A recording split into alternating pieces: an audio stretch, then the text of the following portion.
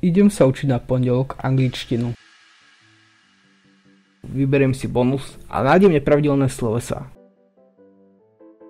Smartbook sa ma pýta slovenským slovesom, odpovedám 3 tvarmi nepravidelného slovesa. Nice. Find, found, found.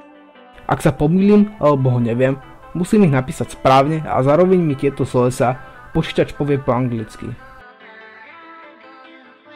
Myslieť.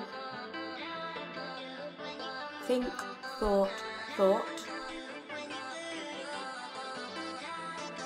Think, thought, thought.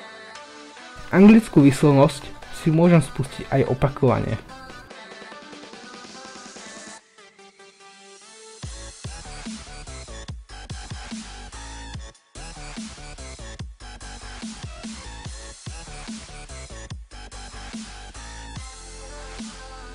Teraz sa idem učiť gramatiku, conditional clauses, first conditional.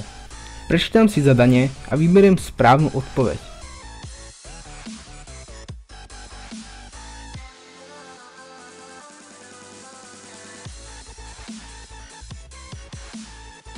Počítač si pamätá, čo som nevedel a preto ma z toho ešte vyskúša.